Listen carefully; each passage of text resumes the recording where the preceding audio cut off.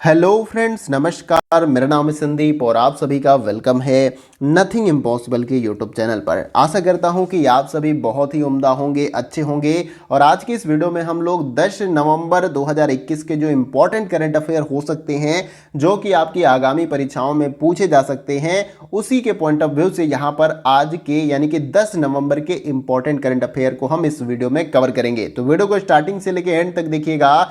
कहीं इस क्वेश्चन में से यानी जितने भी मैं करंट अफेयर के क्वेश्चन जो करा रहा हूं, उन प्रश्नों में से कोई एक क्वेश्चन या दो क्वेश्चन ऐसे भी हो सकते हैं जो आपकी परीक्षाओं में पूछे जा सकते हैं। तो देखिए, महत्वपूर्ण करंट अफेयर है और ऑल एग्जाम इंपॉर्टेंट है। ऐसा नहीं कि पर्टिकुलर एक एग्जाम के लिए, सभी एग्जाम में करंट अफेयर के क्वेश्चन पूछे जाते हैं। तो चाहे आप किसी भी एग्जाम की तैयारी करें, एसएससी कर रहे हैं, one day exam, UPSC, bank, PO, किसी भी एग्जाम की आप तैयारी कर रहे हैं, उन सभी एग्जाम के लिए करंट अफेयर की वीडियो हेल्पफुल है। 4 से 5 क्वेश्चन आपको अपने एग्जाम में करंट अफेयर के देखने को मिल जाते हैं। तो फ्रेंड्स, चलिए वीडियो को स्टार्ट करते हैं और क्वेश्चन नंबर 1 को देखते हैं।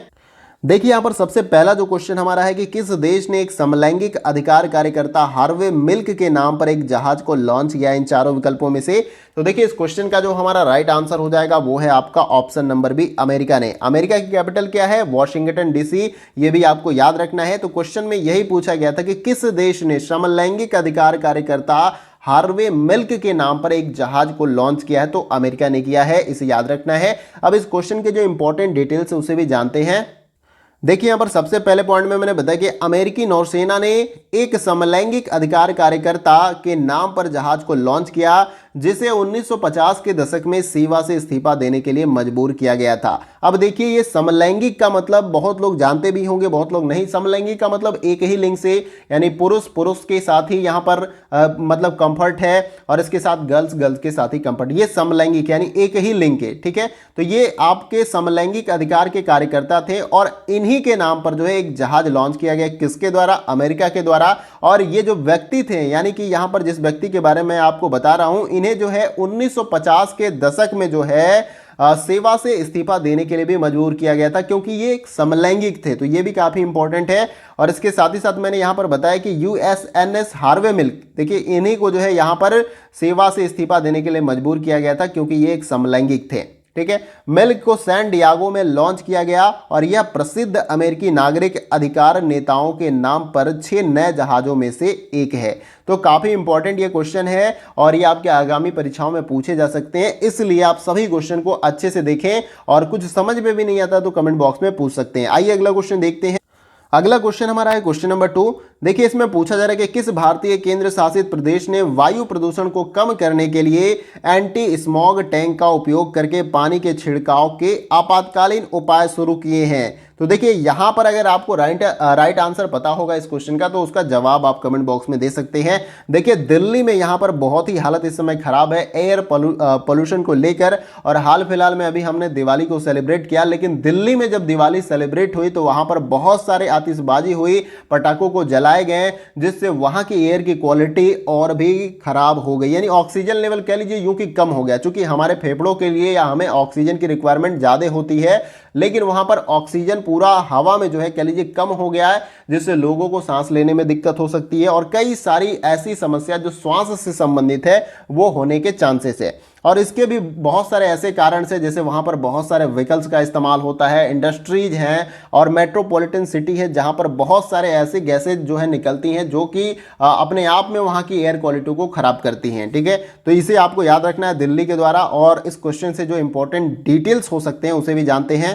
देखिए, यहां पर मैंने पहले पॉइंट में बताया कि राष्ट्रीय राजधानी प्रदूषण का स्तर खतरनाक रूप से बढ़ने के एक दिन बाद जो है दिल्ली सरकार ने एंटी स्मॉग वाटर टैंक का इस्तेमाल कर सड़कों पर पानी छिड़काव शुरू कर दिया। अब देखिए, ये जो उपाय अपनाए जा रहे हैं ये परमानेंट सोल्यूशन नहीं है। अब पानी आप छिड़क करके थोड़ा सा आप राहत पा सकते हैं, लेकिन कहीं ना कहीं जो मूल कारण है वहां की एयर क्वालिटी खराब होने में, उसे आपको दूर करना चाहिए और लोगों को भी कंट्रीब्यूट करना चाहिए। लोगों को भी जो है आगे बढ़कर आना चाहिए कि जो आसपास उनके एयर क्वालिटी खराब दिख रही है वो किसी और की वजह से नहीं हुए, उन सभी लोगों का कंट्रीब्यूशन है और उसको कम करने में भी सभी लोग मदद कर सकते हैं। देखिए, अगले पॉइंट में मैंने बताया कि दिल्ली प्रदूषण नियंत्रण समिति ने घोषणा की है कि वायु गुणवत्ता सूचकांक, यहां पर एक्यूआई, देखिए इसका फुल फॉर्म भी होता है, काफी इंपॉर्टेंट है, इसे भी याद रखिएगा। एयर क्वालिटी इंडेक्स जो है 533 माप के साथ जो है गंभीर श्रेणी पर पहुंच चुका है। यानी कि क्वालिटी कह लीजिए एकदम वहां पर बहुत बुरी है हवा की, तो काफी समस्याएं हो सकती हैं।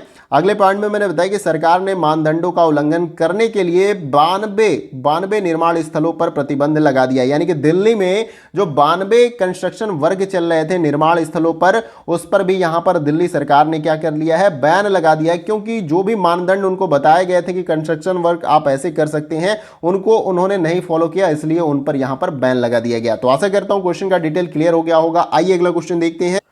अगला क्वेश्चन हमारा है क्वेश्चन नंबर 3। देखिए इसमें पूछा जा रहा है कि महिला एवं बाल विकास मंत्रालय के हालिया आंकड़ों के अनुसार भारत में कुपोषित बच्चों की कुल संख्या कितनी है इन चारों में से। देखिए इसका जो राइट आंसर हो जाएगा वो हमारा हो जाएगा ऑप्शन नंबर सी, 33 लाख जो है यहां पर बच्चे ऐसे हैं भारत में जो कुपोषित हैं। यानी कि उनको पोषण ही, जो उनकी बॉडी को रिक्वायरमेंट पोषण तक तो चाहिए होता है, वो मिल नहीं पाता, जिसकी वजह से वो कुपोषित बच्चे हो जाते हैं। और ये रिपोर्ट किसके द्वारा बताई गई है, महिला एवं बाल विकास मंत्रालय के हालिया आंकड़ों के अनुसार ये बताया गया, ऐसा नहीं कि कहीं और से, ठीक है।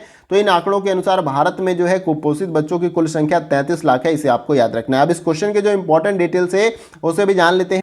देखिए यहां पर सबसे पहले पॉइंट में मैंने बताया कि हाल के आंकड़ों के अनुसार भारत में 33 लाख अधिक बच्चे जो है कुपोषित हैं, और उनमें से आधे से अधिक गंभीर रूप से कुपोषित हैं। यानी कि 33 लाख अगर बच्चे कुपोषित हैं पूरे भारत में, तो इसके आधे यानी 50% बच्चे ऐसे हैं जो बहुत गंभीर रूप से कुपोषित हैं, उनको पोषण की बहुत ही ज्यादा जरूरत है, ठीक है। तो काफी इंपॉर्टेंट है ये क्वेश्चन और इसके डिटेल इससे अच्छे से आप समझ लीजिएगा। अगले पॉइंट में मैंने बताया कि मंत्रालय ने यह भी घोषणा की कि महाराष्ट्र, बिहार, गुजरात गंभीर रूप से कुपोषित बच्चों वाला शीर्ष राज्य है। यानी कि अगर भारत के सभी राज्यों की बात करें तो उनमें टॉप लिस्ट में कुपोषित बच्चों के महाराष्ट्र आता है, बिहार आता है, गुजरात आता है, इसे भी आपको याद रखना है। तो आशा करता हूं क्वेश्चन का डिटेल क्लियर हो गया होगा। आइए अगला क्वेश्चन देखते हैं।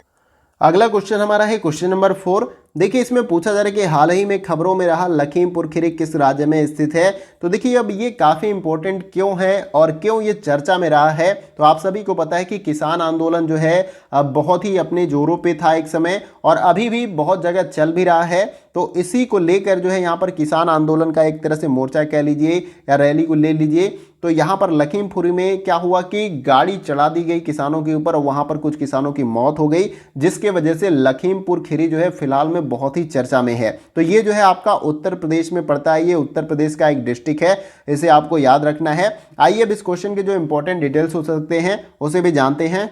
देखिए यहां पर सबसे पहले पॉइंट में मैंने बताया कि सुप्रीम कोर्ट ने 3 अक्टूबर को लखीमपुर खीरी में हुई घटनाओं से संबंधित मामलों की जांच पर असंतोष व्यक्त किया है। यानी कि जिसने भी गाड़ी चलाई या जो भी मैटर हुआ था वहां पर सुप्रीम कोर्ट ने क्या किया है कि यहां पर 3 अक्टूबर को जो लखीमपुर खीरी में घटना हुई थी उससे संबंधित मामलों की जो जांच है वो बहुत तेजी से या अच्छे से नहीं चल रही है, इसलिए वहां पर सुप्रीम कोर्ट ने क्या किया है, असंतोष जताया है। और इसके साथ ही साथ नेक्स्ट पॉइंट में मैंने बताया कि कोर्ट ने चार्जशीट दाखिल होने तक जांच की निगरानी के लिए एक सेवानिवृत्त न्यायाधीश को नियुक्त करने का भी प्रस्ताव रखा है। और इसके साथ ही साथ मैं बता दूं कि लखीमपुर खीरी में किसानों के विरोध प्रदर्शन के दौरान हुई हिंसा में 4 किसानों समेत 8 लोगों की मौत हुई थी।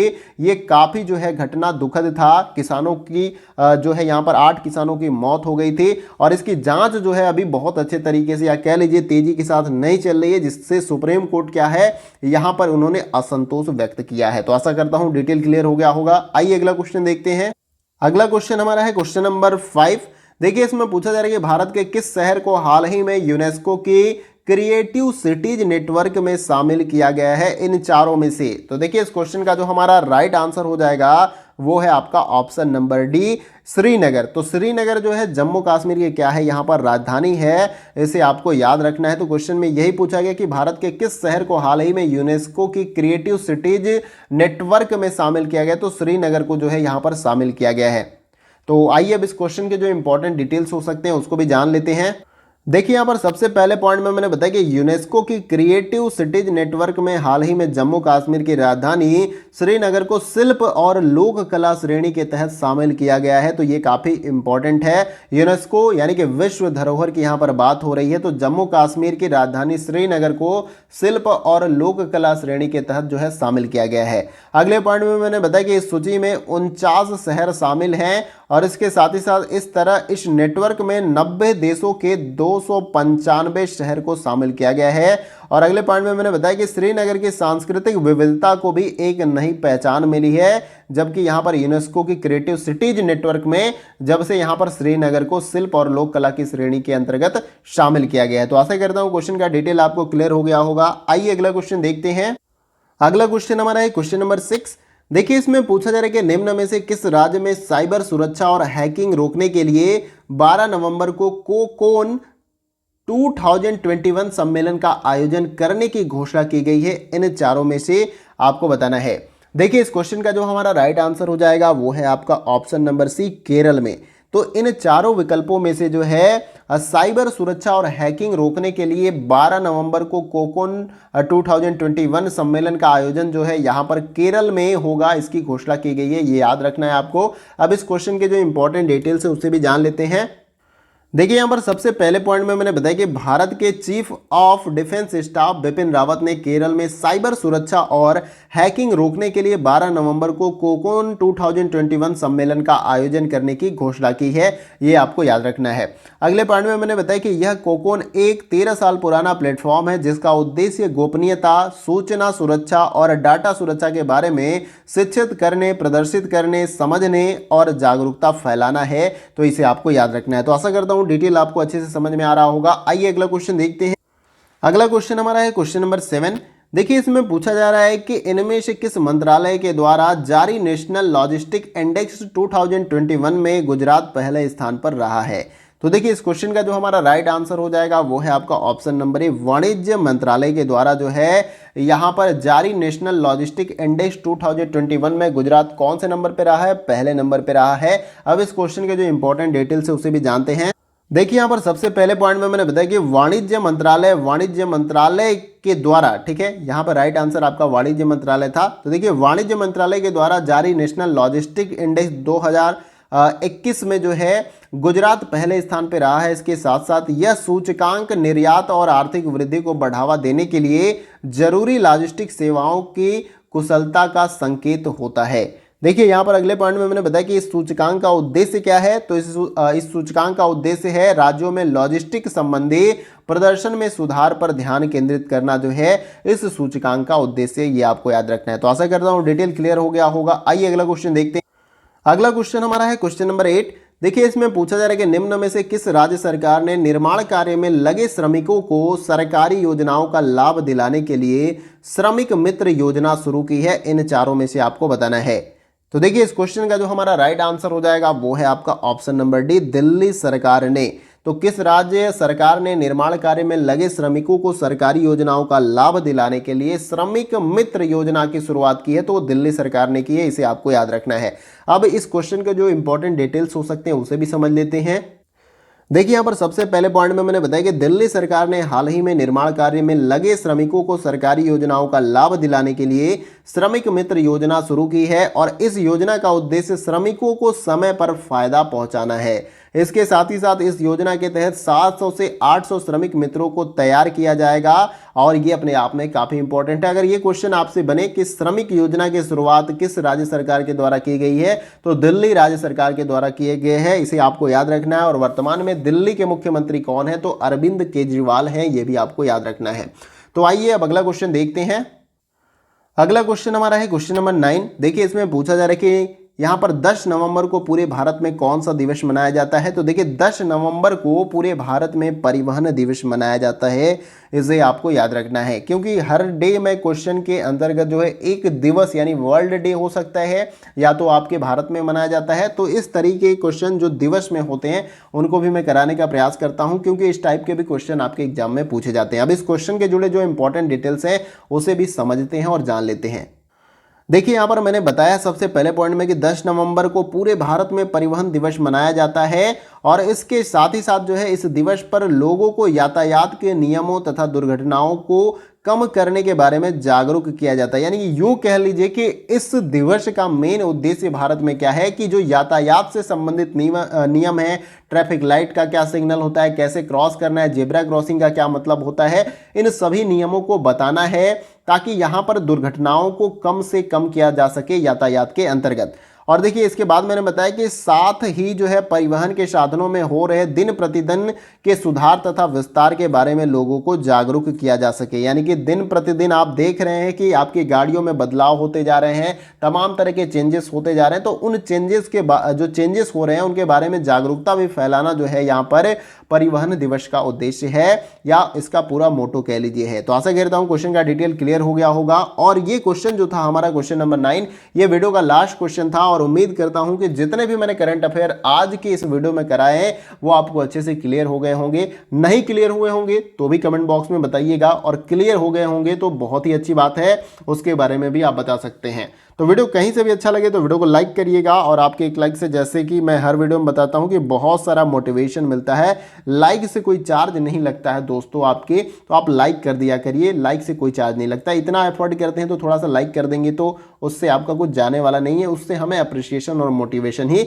मिलता है। और इसके साथ ही साथ लगता है कि वीडियो रेलिवेंट है तो इसके साथ ही साथ प्लस मैं कर देता हूं, वीडियो को शेयर कर दीजिए मैक्सिमम दोस्तों के साथ, ताकि दूसरों को भी हेल्प मिले। वीडियो फ्री है, इसके साथ साथ इसकी पीडीएफ भी मैं आपको प्रोवाइड करता हूं, सब कुछ फ्री है। लाभ लीजिए और दूसरों को शेयर करिए ताकि दूसरे भी लाभ ले सके। चैनल पर नए हैं तो चैनल को सब्सक्राइब करिए, और उसके बगल में जो बेल आइकन का इस प्रकार से बटन है उसको दबा लीजिए, तभी वीडियो की नोटिफिकेशन मिलेगी, अन्यथा वीडियो की नोटिफिकेशन आपको नहीं मिलेगी। तो सब्सक्राइब करिए और बेल आइकन को जरूर प्रेस करिए। तो फ्रेंड्स आज के वीडियो में बस इतना ही, फिर मिलते हैं अगली वीडियो में कुछ और महत्वपूर्ण करंट अफेयर के साथ। तब तक के लिए जय हिंद, जय भारत।